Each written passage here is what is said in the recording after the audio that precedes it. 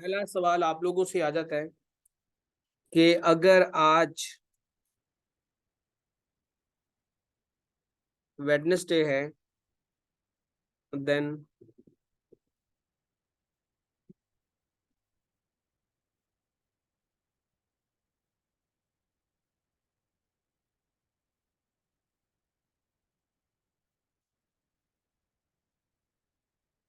अगर आज वेडनेसडे है तो फिर 100 दिन के बाद कौन सा दिन होगा? बच्चे सारी रिकॉर्डिंग्स मैंने ग्रुप में सेंड कर दी हुई हैं। आगे पीछे वाली सारी रिकॉर्डिंग्स जो है वो सेंड है।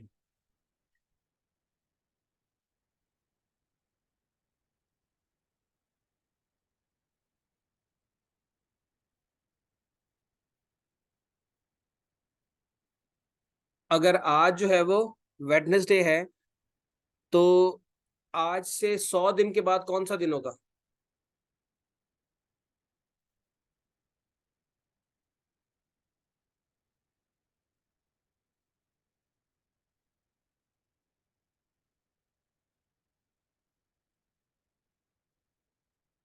आज से 100 दिन के बाद होना चाहिए फ्राइडे। आज से 100 दिन के बाद जो है वो फ्राइडे होना चाहिए। अगर आज जो है वो वेडनेसडे है, आफ्टर 70 डेज कौन सा दिन होगा? 70 डेज के बाद जो है वो कौन सा दिन होगा? 70 डेज के बाद जो है वो आपका वेडनेसडे ही होगा। अब ये कैसे पता चल रहा है कि कैसे जो है वो आपका जो है वो वेडनेसडे होगा या फ्राइडे होगा? एक वीक में कितने दिन होते हैं? एक वीक में 7 दिन होते हैं, ठीक है। तो 70 दिन में कितने वीक्स होंगे? 70 दिन में 10 वीक होंगे। तो अगर आज वेडनेसडे से वीक शुरू करते हैं तो 70 दिन के बाद पूरे 10 वीक पूरे हो जाएंगे। तो जाहिर सी बात है 10 हफ्तों के बाद भी आज के दिन बुध ही होगा। तो इस हिसाब से, और 100 डेज में कितने वीक बनते हैं? 100 डेज में तकरीबन 14 हफ्ते बनते हैं। 14 × 7 98। तो अगर 14 हफ्तों के बाद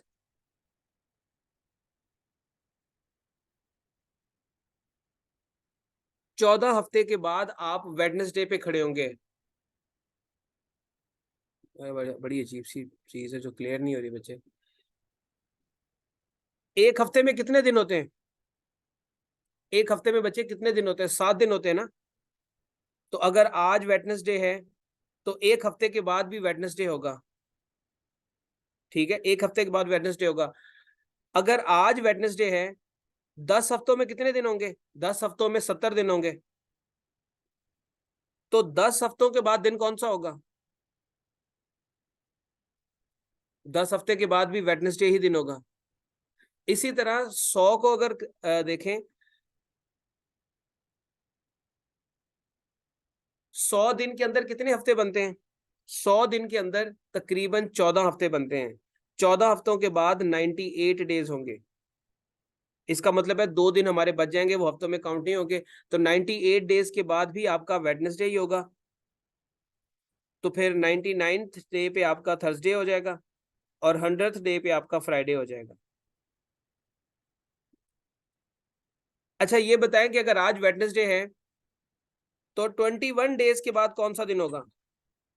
21 डेज के बाद कौन सा दिन होगा? 21 डेज के बाद भी आपका वेडनेसडे होगा, क्योंकि ये 3 हफ्तों की बात बन गई है। 21 डेज में 7 वीक्स 3 वीक्स होते हैं। इसी तरह 24 डेज के बाद कौन सा दिन होगा? 24 डेज के बाद कौन सा दिन होगा? 21 पे तो वेडनेसडे आ रहा है, 22 पे थर्सडे आ रहा है, 23 पे फ्राइडे आ रहा है, 24 पे सैटरडे आएगा। अगर आज जो है वो अगर आज वेडनेसडे है तो आज से 14 दिन पहले कौन सा दिन था? आज से 14 दिन पहले कौन सा दिन था? आज से 14 दिन पहले भी वेडनेसडे था। आज से 17 दिन पहले कौन सा दिन था? आज से 17 दिन पहले कौन सा दिन था? देखिए 14 दिन पहले तो वेडनेसडे हो गया, 15वें दिन पे हो गया मंगल, 16वें दिन पे हो गया इतवार, सॉरी सोमवार, और 17वें दिन पे हो गया इतवार, संडे होगा आपका। जब हम पीछे की तरफ जाएंगे, पीछे चेक करेंगे, तो हम माइनस में जाना शुरू कर देंगे। जब आगे की तरफ डेज को फाइंड करेंगे तो आगे क्या होगा, प्लस होते जाएंगे डेज। एक सवाल और आपसे पूछता हूँ, फिर इसके बाद जो है ना हम अगले टॉपिक में मूव करेंगे। आज अगर फ्राइडे है तो आज से 34 दिन के बाद कौन सा दिन होगा? आज से 34 दिन के बाद कौन सा दिन होगा?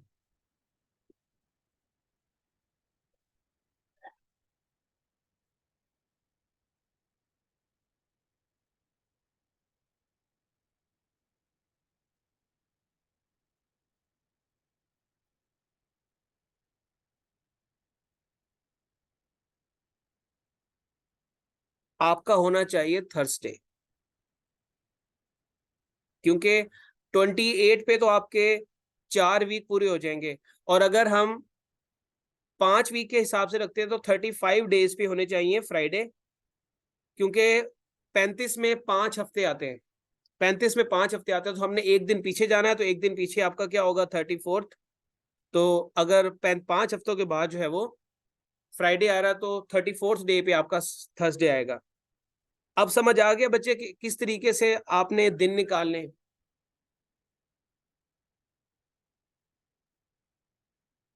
जिनको कंफ्यूजन है वो भी इसको देख समझ लें।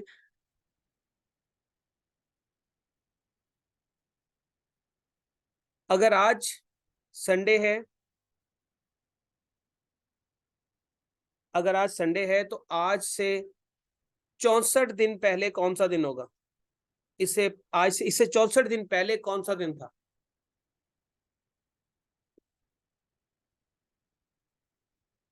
इससे 64 डेज पहले कौन सा दिन था? वेरी गुड, शाबाश बेटा। थर्सडे किधर से आ गया? थर्सडे ना मुंह ना मथा, थर्सडे किधर से आ गया है भाई? थर्सडे की तो लॉजिक ही नहीं बनती।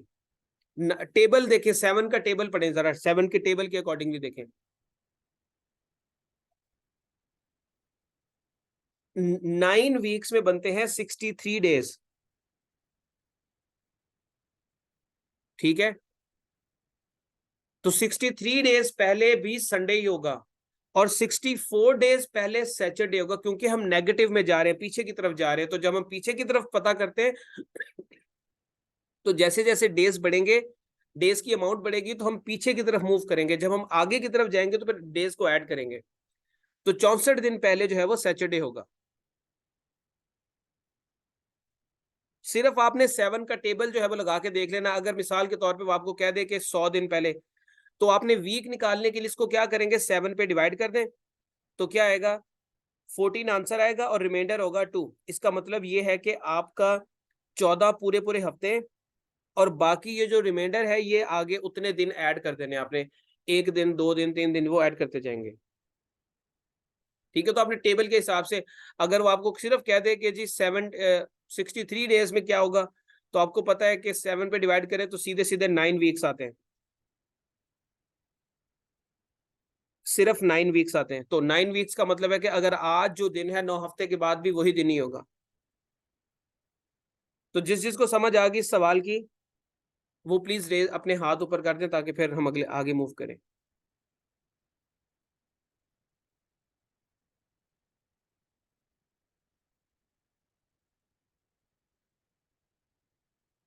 चलिए बच्चे, अब हम लोग आगे मूव करते हैं, और एक सवाल जो है वो बड़ा एवरेज से रिलेटेड है, क्योंकि एवरेज से रिलेटेड आपके पेपर में सवाल ज्यादा आएंगे, तो आपको उसके ऊपर जो है वो थोड़ी सी ग्रिप होनी चाहिए।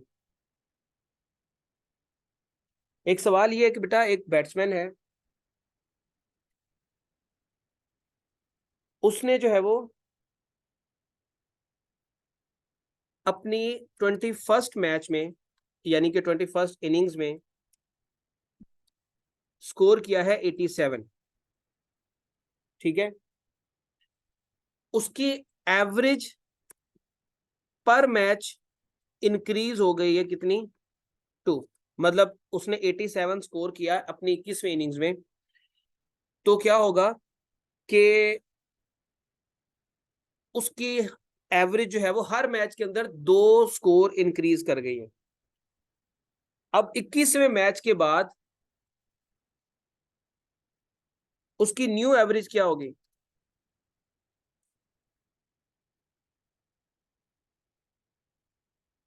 न्यू एवरेज क्या होगी?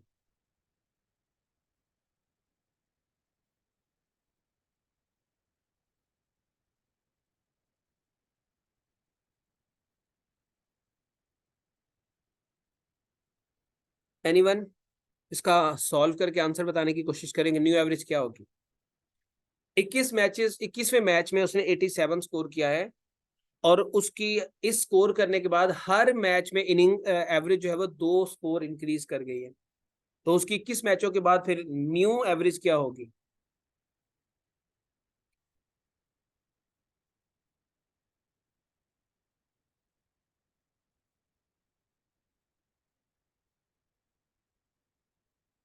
One twenty nine, very good, शाबाश,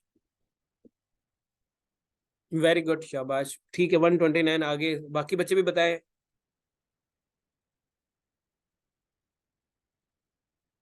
बेटा इतनी एवरेज तो डॉन ब्रैडमैन की भी नहीं थी, वो भी 99 पॉइंट पे समथिंग पे जो है वो चला गया था, आपने तो डॉन ब्रैडमैन की भी टांग तोड़ दी है।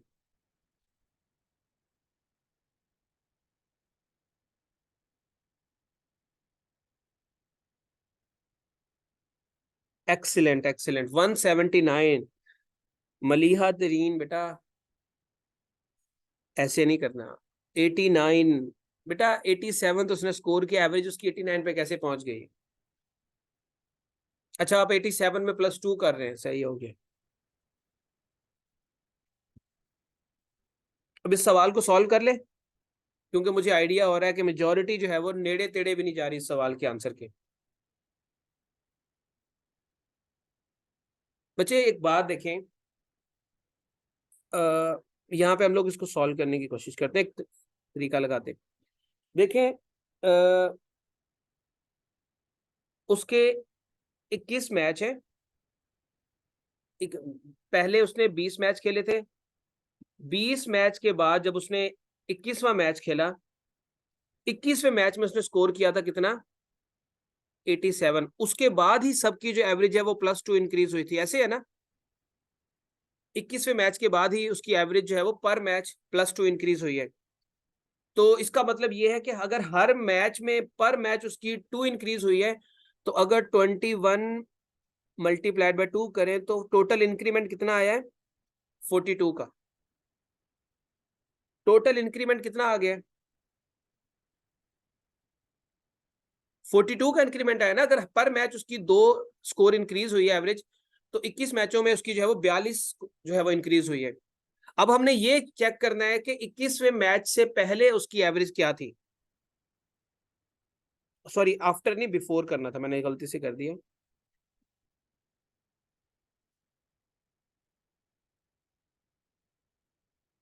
उसकी एवरेज क्या होगी 21वें मैच से पहले? तो उसके लिए बड़ा सिंपल तरीकाकार है। आप जो उसका स्कोर है 87, उसमें से माइनस कर दें 42 को, क्या आंसर आएगा? 5। New average will be 45। तरीकाकार क्या है कि आपने देखना है कि कितना पर मैच इंक्रीमेंट हुआ है। पर मैच इंक्रीमेंट हुआ है 2। आपने सबका क्यूमुलेट निकाल लिया कि जी अगर पर मैच 2 का हुआ है तो 21 मैचों की 42 है। ठीक है, तो वो कह रहा है कि आप 21वें मैच से पहले की एवरेज बताएं कितनी होगी। तो जाहिर सी बात है, जब हमने 21वें मैच से पहले की एवरेज निकालनी है तो फिर 21वें का स्कोर जो है वो हम माइनस कर देंगे। 21वें का स्कोर भी हम इंक्लूड नहीं करेंगे, तो उसके लिए क्या होगा? 87 में से हम 42 को माइनस करेंगे, तो ये 21वें मैच से पहले की जो है वो एवरेज होगी। तो ये क्या होगा? 45। 45 जो है वो एवरेज थी। एक सवाल इसी तरह का और मैं देता हूँ, उसको सॉल्व करें।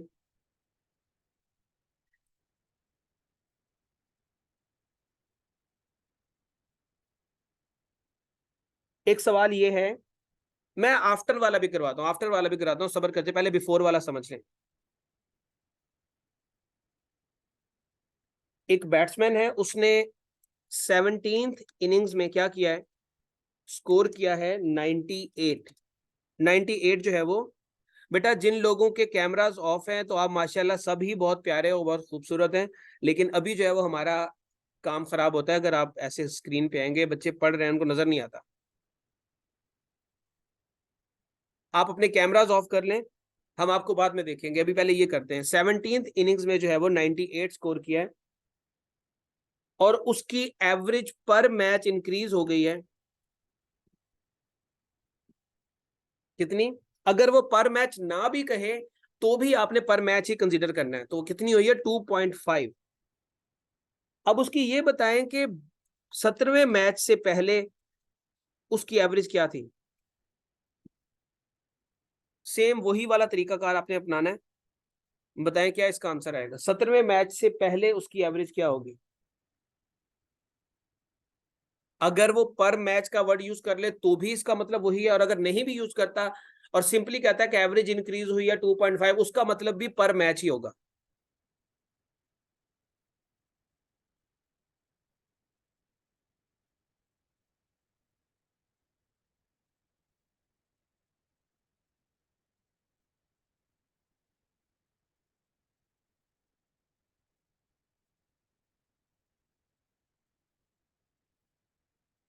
अभी भी गलत कर रहे हैं, कुछ बच्चे ठीक कर रहे हैं, मेजोरिटी जो है वो अभी भी गलत कर रही है, और सीधा सीधा कैलकुलेशन का मसला आ रहा है इनका। किन किन बच्चों का 55.5 आंसर है, प्लीज रेज योर हैंड्स। इनका तो मैं इलाज करूँ ना, जिनका 55.5 आ रहा है, पता नहीं कैसे कर रहे हैं ये लोग। हाथ ऊपर करे कि जिनका 55.5 आ रहा है। बेटा अजीब बात है कि 55.5 जो है वो आपने निकाला, वो बिल्कुल ठीक आंसर है, सही है, डर क्यों रहे, हाथ ऊपर करें, सही आंसर है 55.5। वो जल्दी से जिसने 55.5 लिखा था 147 पे पहुंच गया है। बेटा 55.5 जो है वो सही आंसर है, उसके अलावा बाकी सारे आंसर जो है वो गलत है। 55.5 इज द राइट आंसर। कैसे आएगा, आपने सेम वही करना है कि 17 मैचेस है ना, तो उससे 2.5 इंक्रीज हुआ है, तो 17 को मल्टीप्लाई करें किससे, 2.5 से। आंसर क्या आएगा, आंसर आएगा आपका सम, क्या आएगा बेटा इसका आंसर, 17 को 2.5 से मल्टी 42.5 आता है, 42.5 आएगा, ठीक है। अब आपने क्या करना है, 17वें मैच से पहले की एवरेज फाइंड करनी है, तो जाहिर सी बात है फिर क्या करना होगा, 17वें मैच में आपने 98 स्कोर किया था, इसको माइनस कर दें तो आपकी बाकी एवरेज निकल के आ जाएगी 42.5। इसका आंसर होगा 55.5, तो ये आंसर है।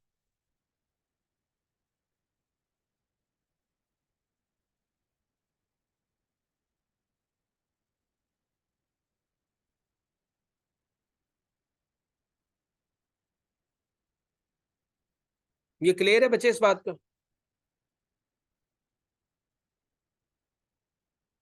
एक सवाल और इसी तरह का देता हूं, फिर उसके बाद हम बिफोर वाला करें, आफ्टर वाला करेंगे।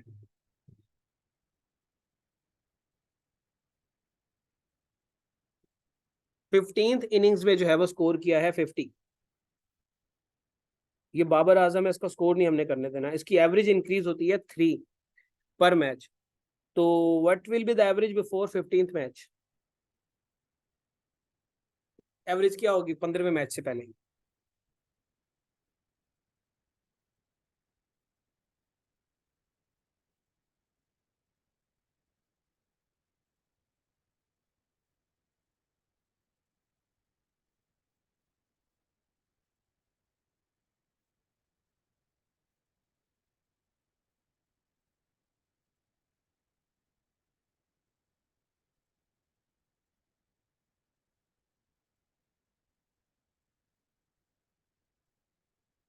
किन किन का आंसर 5 आ रहा है, किन किन का आंसर 5 आ रहा है।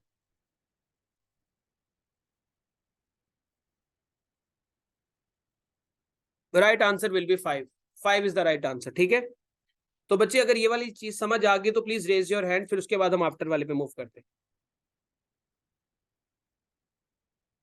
जब हम इसको जीएसए की क्लास में करेंगे, जो सीएसएस के स्टूडेंट्स हैं, तो उसमें इसका प्रॉपर प्रोसीजर है, हम उस प्रोसीजर के अकॉर्डिंगली करेंगे। अभी यहाँ पर हम लोग इसको शॉर्टकट वे से करने की कोशिश कर रहे हैं, तो आपने इसको माइंड में रखना है। उसके बाद अब आ जाता है सवाल ये कि एक प्लेयर है, उसने जो है वो 16th इनिंग्स में जो है वो क्या किया है, 16वीं इनिंग्स के अंदर उसने स्कोर किया 81। अब ये होगा कि इस स्कोर करने के बाद उसकी एवरेज इंक्रीज होगी पर मैच कितनी, 3 के। तो अब ये आपने बताना है कि after 16th match new average उसकी क्या होगी। इस तरह के सवाल में आपने, मैं आपको समझा देता हूं, इस तरह के सवाल में सेम आपने वही प्रोसीजर फॉलो करना है। मतलब 16 इंटू 3 कितना होगा, 48, 48 हो गया। अब आपने क्या करना है, आपने सबसे पहले वही काम करना है कि 15 मैचेस की जो है वो एवरेज निकालनी है। 15 मैचेस में क्या निकालने के लिए क्या करेंगे, 81 माइनस 48 करें, क्या आंसर आएगा, 81 माइनस 48 क्या आंसर होगा, 33। 33 आ गया। अब असल चीज आ रही है, ये 15 मैचेस की एवरेज है, हर मैच के बाद एवरेज कितनी इंक्रीज हो रही है, 3 इंक्रीज हो रही है। तो 15 मैचेस के बाद अगर 33 है, तो 16वें मैच के बाद भी 3 का इंक्रीमेंट होगा, तो कितना हो जाएगा, 36।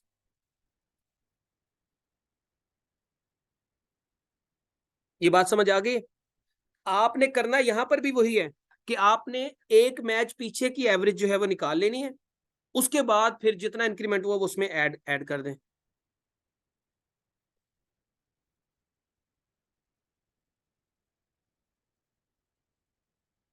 दोबारा से देख लें कि बेटा आपने वही वाला तरीका कार अपनाना है जो हम पीछे वाले सवालों में करते हैं। बस यहाँ पे फर्क ये होगा कि क्योंकि आपसे 16th मैच की भी पूछी गई है कि 16th मैच के बाद क्या है, तो जाहिर सी बात है हर मैच के बाद 3 का इंक्रीमेंट हो रहा है। तो अगर 15 मैच के बाद 33 है, तो 16th मैच के बाद +3 का इंक्रीमेंट हुआ, तो टोटल 36 की आपकी एवरेज हो गई। जी बेटा, ये जीएससी की क्लास में हम लोगों ने इसको डिटेल में डिस्कस किया। अब यहाँ पर सिंपल इसको एक शॉर्टकट तरीके से, ताकि टाइम आपका सेव रहे और आप जो है उसको जल्दी से अटेम्प्ट कर लें। अगर बच्चे यहाँ पे इसका स्कोर होता 0, उस सूरत में फिर क्या करना था।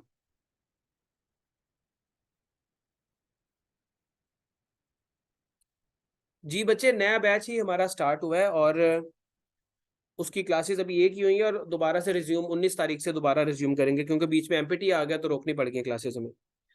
अब अगर इसका स्कोर 16th इनिंग्स में वो 0 पे गया है, then what will be the average.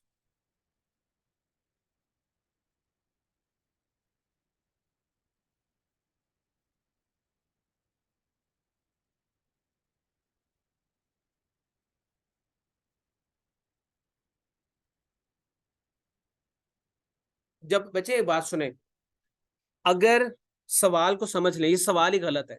ये सवाल गलत क्यों है, अगर उसकी जो है वो एवरेज स्कोर 0 किया है, तो फिर एवरेज इंक्रीज होगी या डिक्रीज होगी,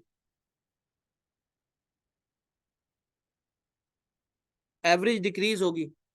ठीक है, ये अभी आप लोग इंक्रीज वाले सवाल को माइंड में रखें, डिक्रीज वाले जो है ना मैं आपको रात की क्लास में कराऊंगा, ताकि आप कंफ्यूज ना कर दें। अभी आप सिर्फ इंक्रीज के हिसाब से करें। ये मुझे लग रहा है कि वो बच्चियां जो है ना मैसेज कर रही हैं, सर मर गए, ये तो समझ ही नहीं आ रहा। तो अभी आप सिर्फ जो है ना इसके हिसाब से करें, इंक्रीज के हिसाब से। डिक्रीज के हिसाब से मैं आपको शाम के टाइम पे बता दूंगा कि उसको कैसे करना है। इंक्रीज वाला समझ आ गया।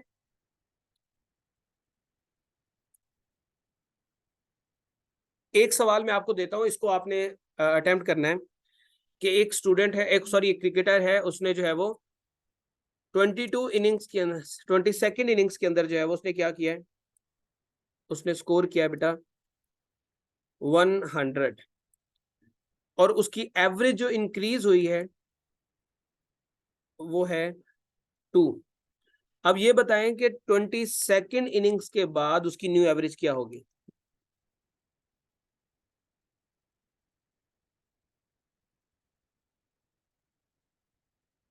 न्यू एवरेज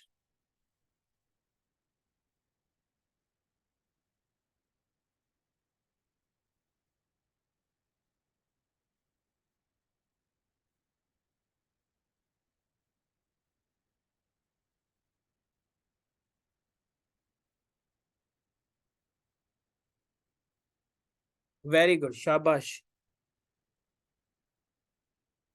इसमें सिंपली हमने क्या किया, 22 इंटू 2 किया तो हमारा आ गया तकरीबन 44 आ गया। तो 100 - 44 कितना होता है? 56। और 56 + 2 58। तो ये मुझे आइडिया हो गया कि आप लोगों को इस सवाल की समझ जो है वो आना शुरू हो गई है। जिन लोगों का 58 आंसर आ रहा है प्लीज रेज योर हैंड्स।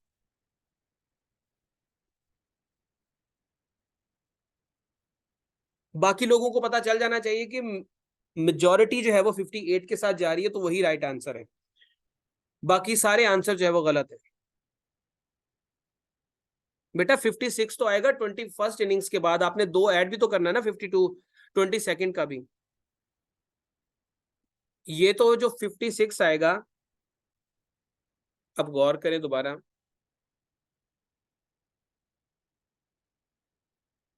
दोबारा मैं सवाल समझा देता हूँ, इसको समझ लें, तो मुझे भी कंफ्यूज कर रहे हैं।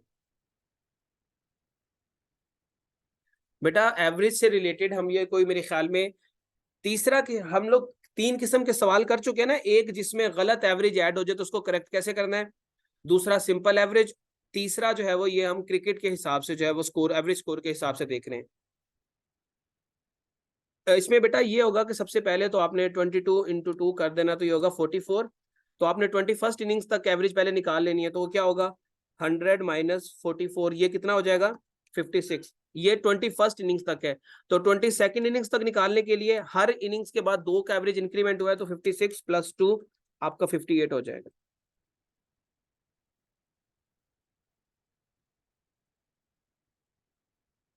नहीं बच्चे, क्रिकेट वाले सवाल जो है वो इसी तरीके से दिए जाते हैं कि आपका न्यू एवरेज जो है वो फाइंड करने के लिए। एक आखिरी सवाल और उसके बाद फिर हम लोग एवरेज की एक नई कैटेगरी, फोर्थ टाइप जो एवरेज का सवाल जिसपे बन सकता है, वो जो है वो डिस्कस करेंगे।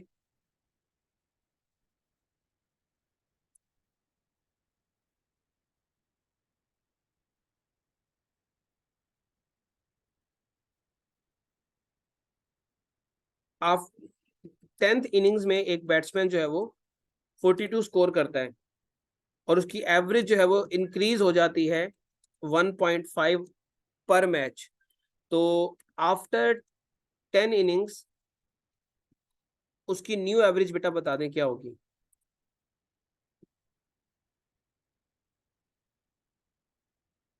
10 इनिंग्स में, 10th इनिंग्स में उसने 42 स्कोर किया है, तो एवरेज उसकी पर मैच 1.5 इंक्रीज कर गई है।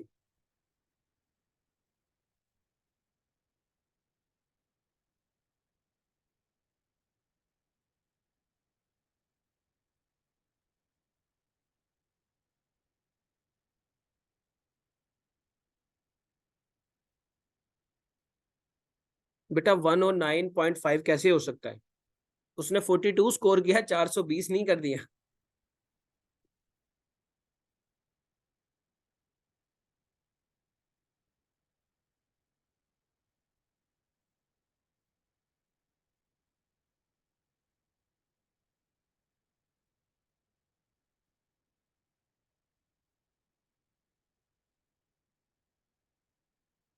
क्या आंसर आ रहा है बेटा आप लोगों का?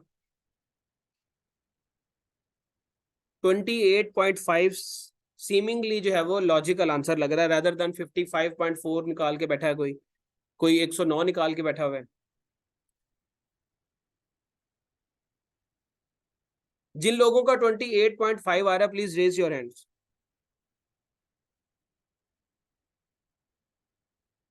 मेजोरिटी जो है वो 28.5 के साथ जा रही है। अब ये कैसे आएगा, एवरेज कितनी इंक्रीज हो रही है 1.5, तो 10 इंटू 1.5 कितना हो जाएगा, 10 इंटू 1.5 कितना होता है बेटा 15, 15 हो गया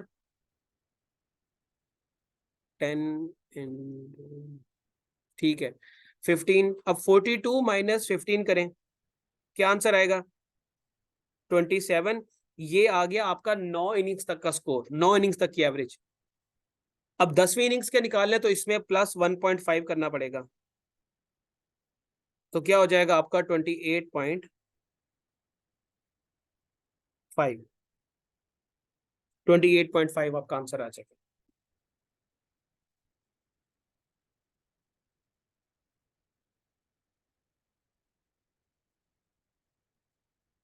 इसको रिमूव कर रहा हूं मैं, फिर हम लोग अगले सवाल पे मूव जाते हैं।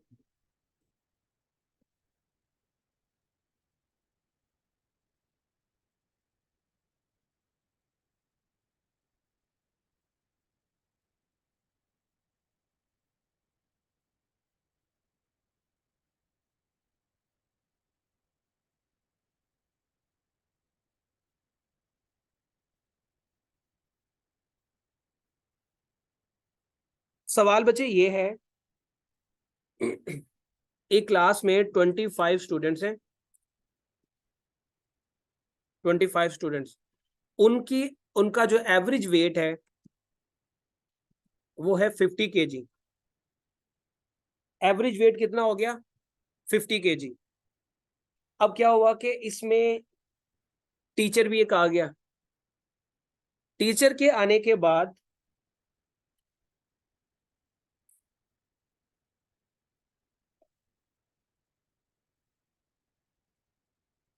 जो एवरेज थी उसमें इंक्रीज हो गया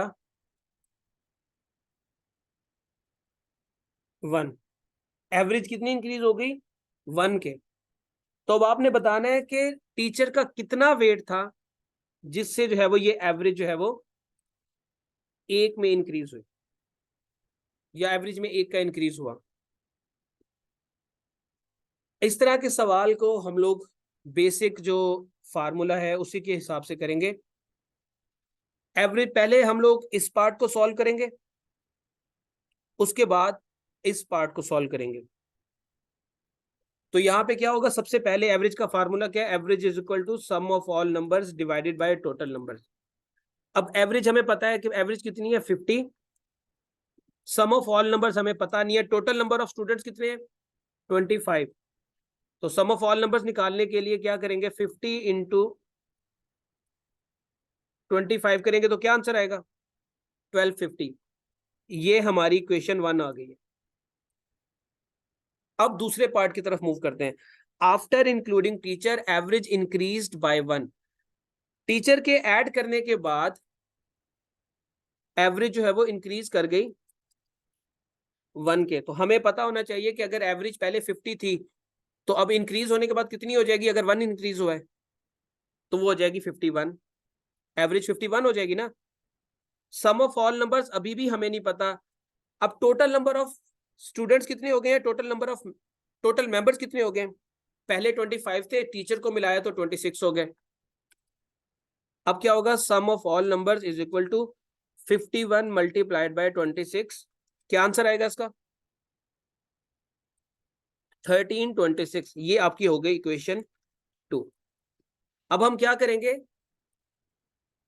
2 में से 1 को माइनस कर देंगे, तो जो जवाब आएगा वो हमारा वेट होगा टीचर का। तो 2 की वैल्यू क्या है 1326 माइनस 1250, क्या आंसर आया 76 kg, ये टीचर का वेट है।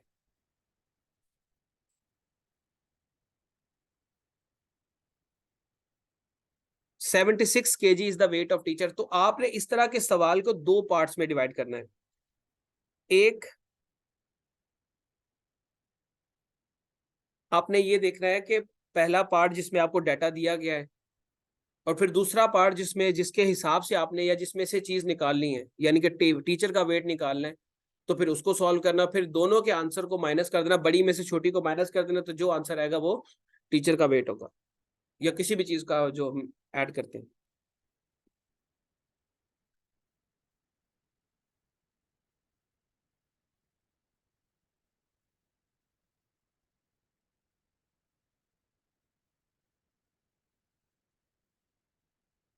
बच्चे ये सारे तरतीब से चलेंगे, सवाल ही सारे तरतीब से, जिस तरह के पहले मुझे देखना पड़ेगा ये टॉपिक कौन सा, फिर उसी के बाद जो है हम लोग इसको ऐड करेंगे। हो सकता है कि टॉपिक डिस्कस हो गया हो ये एलसीएम वाले सवाल में। अब ये सवाल का एक तरह नोटिस कर लें, फिर मैं आपको अगला सवाल देता हूं तो आपने उसको अटेम्प्ट करके देना है।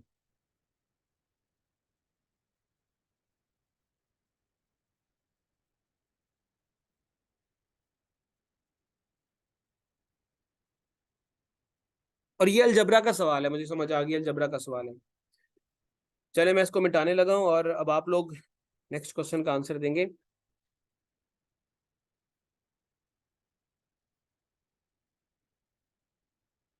20 स्टूडेंट्स की जो है वो वेट क्या है, वो है 30, एवरेज 30 kg आ रही है। तो उसके बाद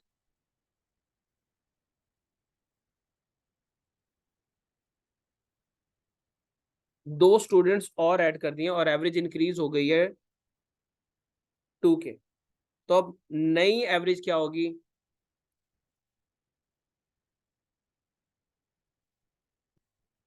उन दो नए स्टूडेंट्स का वेट कितना होगा जिससे ये एवरेज जो है वो 2 पे इंक्रीज हुई है? वही सिंपल, वही तरीकाकार है, कोई इसमें मसले मसाइल नहीं है।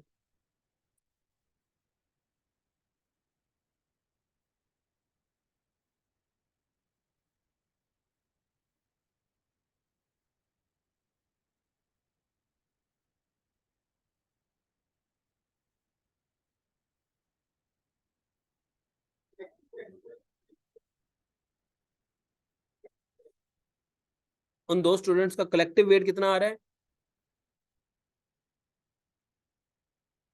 104।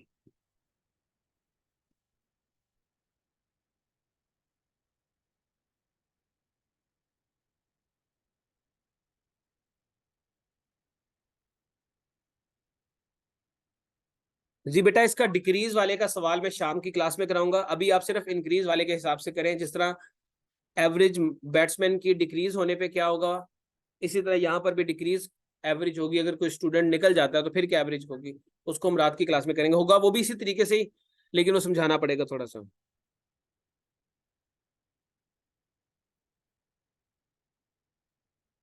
बिल्कुल ठीक है, इसका आंसर जो है वो 104। कितने बच्चों का आंसर आ रहा है? Please raise your hands.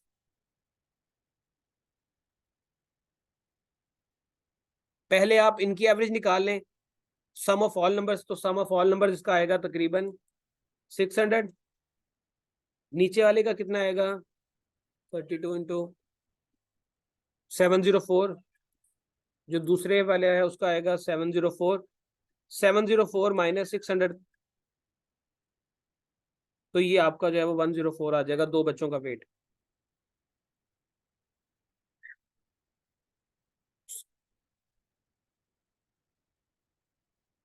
नहीं, सिर्फ वेट फाइंड करना है, हमने वेट फाइंड करना है कि दो बच्चों का वेट ऐड होने से कैसे जो है वो एवरेज आपकी 32 हो गई। 704 कैसे आ गया बेटा? 704 आपके सामने है कि जब स्टूडेंट्स 22 हो गए और एवरेज 32 हो गई, तो 22 मल्टीप्लाइड बाय 32 करें तो क्या आंसर आता है? जो भी आंसर आता है ये लाहौल वाला कुवत, ये 704 वाले कौन से बच्चे हैं जो मुझे गलत मल्टीप्लीकेशन लिखवा रहे हैं? रुकिए अभी कंफर्म कर लेते हैं। 704 ही आ रहा है भैया, आपकी अपनी मल्टीप्लीकेशन गलत है। 704 ही आता है, 704। उसमें से 600 को माइनस करेंगे तो 104 जो है वो आंसर आ जाएगा।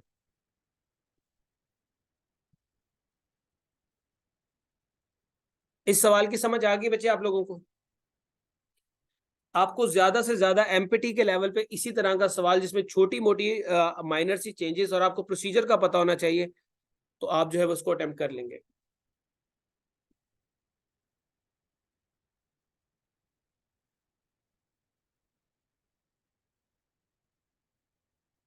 अब एवरेज की हमने चार टाइप्स डिस्कस कर ली हैं, अब पांचवी टाइप पे हम लोग आ रहे हैं।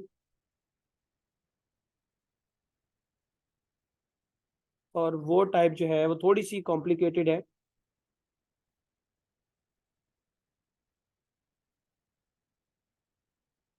उसमें सवाल ये है कि जरा गौर से देखिएगा बेटा, 32 करें, 32 एवरेज 2 इंक्रीज हुई है, तो अगर स्टूडेंट 2 इंक्रीज होने से एवरेज भी तो 2 इंक्रीज हो रही है ना तो एवरेज 30 नहीं होगी, 32 होगी। अब सवाल ये देख लें कि average temperature of first 4 days of a week, पहले 4 दिन जो वीक के हैं उसमें एवरेज टेम्परेचर रहा है 37, ठीक है, degree Celsius. Average temperature of last 4 days of the week,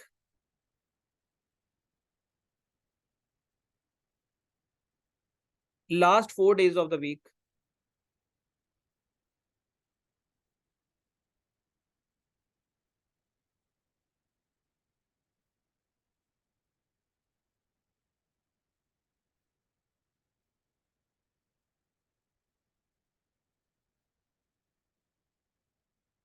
बेटा एवरेज पर स्टूडेंट 2 इंक्रीज नहीं, टोटल टोटल एवरेज ही 2 इंक्रीज हुई है, तो पर स्टूडेंट के हिसाब से नहीं, टोटल एवरेज ही आपकी जो है वो 2 इंक्रीज हुई है। तो लास्ट 4 डेज की एवरेज जो है वो 41 आ गई है। अब अगर पूरे average temperature of whole week वो है जी आपका 39 डिग्री सेल्सियस, तो ये बताएं कि 4th डे पे जो है वो टेम्परेचर कितना होगा। इस तरह के सवाल भी देखिए कभी पेपर में आते हुए, इस तरह का सवाल कभी एनटीएस के पेपर में या कहीं पर आया हो? बिल्कुल आता है, एनटीएस में भी इस तरह का सवाल देते हैं, आपके एफपीएससी में भी आ जाता है। तो 4th डे का टेम्परेचर कैसे फाइंड करना है? अब टेक्निकली तो देखा जाए तो 4 और 4 8, हफ्ते में कितने दिन होते हैं? हफ्ते में तो 7 होते हैं, ये तो 8 बन गए हैं, तो इसमें पहले लिख लेते दिन, ये सवाल गलत ना हो। Monday, Tuesday, Wednesday, Thursday, Friday, Saturday and Sunday, ये पहले 4 दिन और ये लास्ट 4 दिन, ठीक है, पहले 4 दिन और लास्ट 4 दिन, इस तरह से ये बन रहे हैं। इसका मतलब है कि आपका 4th डे कौन सा है? थर्सडे। आपने थर्सडे का टेम्परेचर जो है वो फाइंड करना है कि थर्सडे पे क्या टेम्परेचर होगा। तो इसमें क्या करेंगे, पहले हम सम ऑफ फर्स्ट 4 डेज निकालेंगे, यानी कि सम ऑफ ऑल नंबर्स निकालेंगे। तो वो कैसे निकलेगा? 37 मल्टीप्लाइड बाय 4, तो क्या आंसर आता है? जब हम एवरेज का फार्मूला लगाएंगे, एवरेज इज इक्वल टू 30, वो sum of all numbers divided by total number, तो टोटल डेज 4 है, एवरेज 37 आ रही है, तो उसको क्या करेंगे 148 आ जाएगा। ये इक्वेशन बन जाएगी आपकी 1। उसके बाद सेकंड का भी इसी तरीके से निकालना, तो क्या आएगा 41 मल्टीप्लाइड बाय 4, तो इसका आंसर क्या होगा? It will be 164। ये इक्वेशन बन जाएगी आपकी 2, ये इक्वेशन 2 बन जाएगी। इसी तरह वीक, पूरे वीक का भी निकाल लें। पूरे वीक का क्या बनेगा? 7 इंटू 39 इज इक्वल टू 273, ये बन जाएगी आपकी इक्वेशन 3। अब आपने क्या करना है, पहले तो इन, जब हमने निकालना होता है किसी भी टेम्परेचर डेज का टेम्परेचर या मिडल नंबर जो होता है उसकी वैल्यू को फाइंड करना होता है, तो जो इंडिविजुअल वैल्यूज होती हैं उसके सम में से कंप्लीट जो रेंज की एवरेज होती है उसको माइनस कर देते हैं। मतलब ये इंडिविजुअल वैल्यूज हैं, इनको सम करेंगे, इनका जो आंसर आएगा वो पूरे वीक की वैल्यू में से माइनस कर देंगे, तो हमारा 4th नंबर निकल के आ जाएगा। इन दोनों का सम क्या होगा? इन दोनों का सम क्या होगा? फर्स्ट और सेकंड का, फर्स्ट और सेकंड का सम क्या होगा बेटा?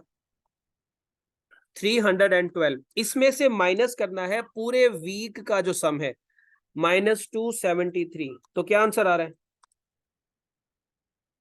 आंसर आपका आ रहा है 39। तो इसका मतलब है थर्सडे वाले दिन जो टेम्परेचर होगा वो 39 होगा।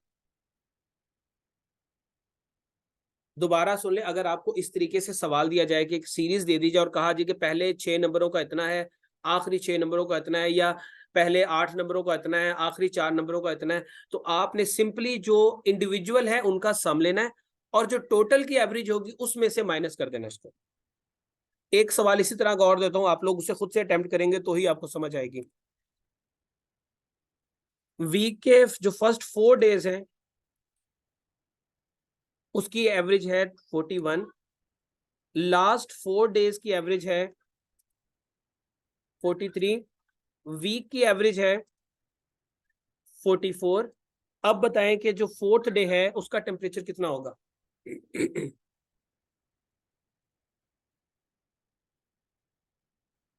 उसका एवरेज टेम्परेचर कितना होगा?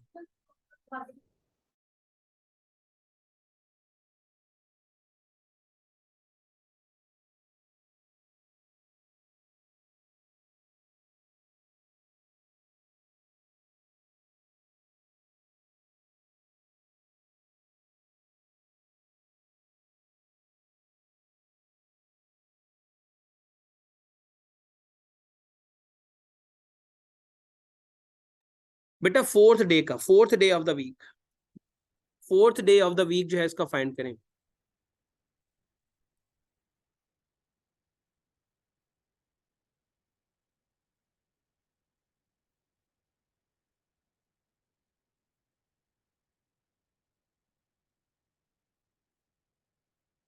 ट्वेल्व कैसे आ सकता है?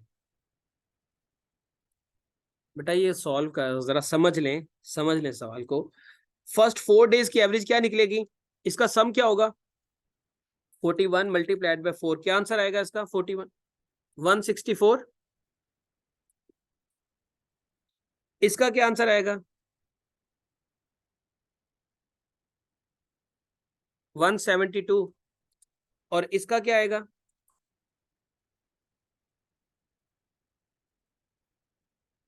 इसका 308 आ रहा है, 308 आ रहा है। अब आपने क्या करना है, इन इंडिविजुअल वैल्यूज को सम कर लेना है। इनको सम करें, क्या आंसर आएगा?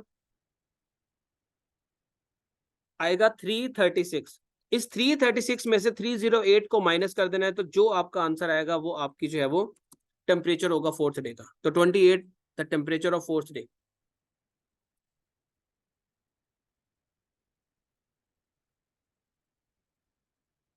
अब ज्यादा लॉजिक ना लगाएं, बस जो तरीका एक ट्रिक माइंड में बैठती यार इसको बिठा लें।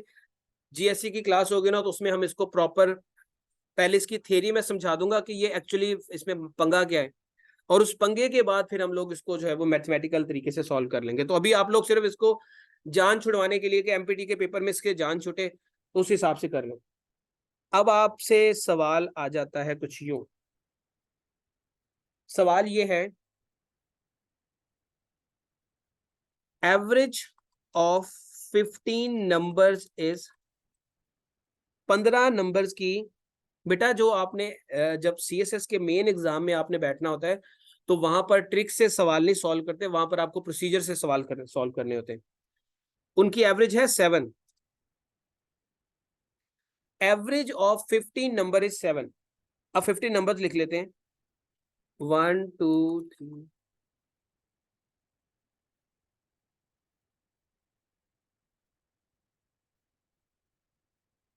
15, ठीक है।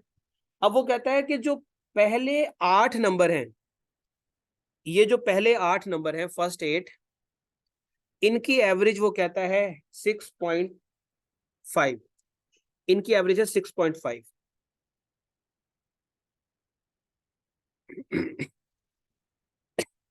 लास्ट के जो 8 नंबर्स हैं इनकी एवरेज कितनी होगी? इसको मैं डबल कर देता हूं, डबल। इनकी एवरेज है 8.5। समझ आ रही है? ये टोटल 15 नंबर की जो है एवरेज है कितनी? 7। पहले 8 की है 6.5, लास्ट 8 की है 8.5। तो अब मिडल नंबर इनमें से कौन सा होगा? इन दोनों में से, इन दोनों सीरीज में मिडल नंबर कौन सा है? मिडल नंबर है 8। ये आपका मिडल नंबर है। इसका बताना है कि इसकी वैल्यू क्या होगी जिससे जो है वो एवरेज 8.5 और 6.5 निकलती है। तो इसका करने का तरीका ये है कि सबसे पहले आप इन फर्स्ट 8 की एवरेज निकालेंगे, यानी कि सम ऑफ ऑल नंबर्स निकालेंगे, फिर लास्ट 8 का सम ऑफ ऑल नंबर्स निकालेंगे, फिर इसका सम ऑफ ऑल नंबर्स निकालेंगे, फिर इन दोनों के सम में से इसको माइनस कर देंगे। मैं करके दिखा दूं एक दफा? मैं इसको कर देता हूं। तो पहले तो हम लोग फर्स्ट 8 नंबर जो है उनका एवरेज आ रहा है 6.5। तो सम ऑफ ऑल नंबर निकालने के लिए क्या करेंगे, 6.5 मल्टीप्लाइड बाय 8। तो इसका आंसर क्या होगा, 6.5 को 8 से मल्टीप्लाई करें, क्या आंसर आता है बेटा, 52 आएगा। इसी तरह लास्ट 8 नंबर्स, इनका क्या आएगा, 8.5 मल्टीप्लाइड बाय 8, तो इसका क्या आएगा, 68 हो गया। अब कंप्लीट 15 नंबर्स जो है उसका एवरेज क्या है, 7। तो उसका सम ऑफ ऑल नंबर्स क्या निकलेगा, 7 मल्टीप्लाइड बाय 15, तो क्या आंसर होगा, 90, नहीं क्या आएगा, 105 आएगा, 105। अब क्या होगा, 52 और 68 को जरा ऐड करें, क्या आंसर आता है, 52 और 68, 120। अब उसमें से आपने 105 को माइनस कर दें, तो आपका आंसर आ जाएगा 15। तो आपका जो 8th नंबर है, जो मिडिल वैल्यू है, उसकी वैल्यू है 15। 15 उसकी वैल्यू है। ये बच्चे, इस तरह के सवाल मैं आपको ग्रुप में भी शेयर करता हूं, आप लोग वहां पर भी इसकी प्रैक्टिस करें ताकि आपका हाथ सीधा हो। ये इसका मेथड देख लें, तरीकाकार यही है।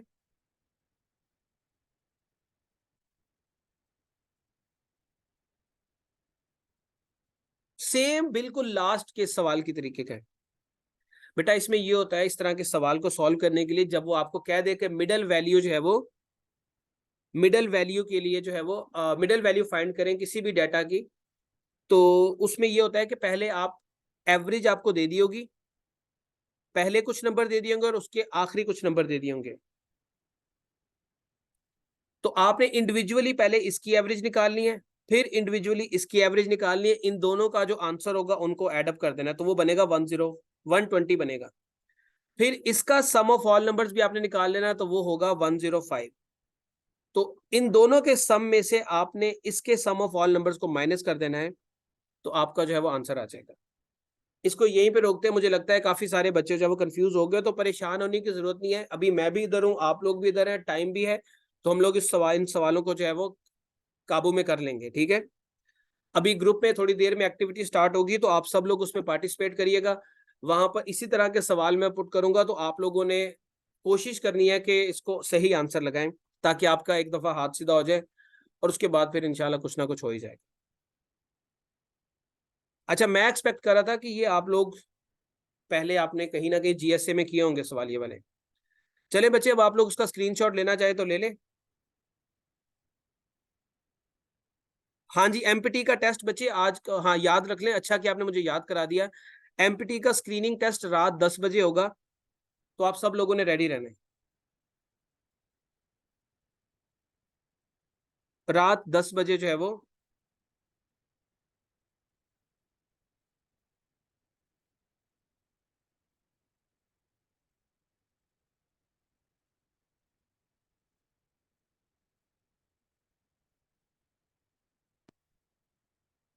बेटा परसेंटेज जो है वो हमारे कल के दिन के ऊपर मौजूद है। परसेंटेज हमारी कल के दिन की जो है वो एक्टिविटी में है। तो अभी जो है वो आज हमने इसको करना है, प्रोपोर्शन के सवाल को करने, और कुछ जो है वो,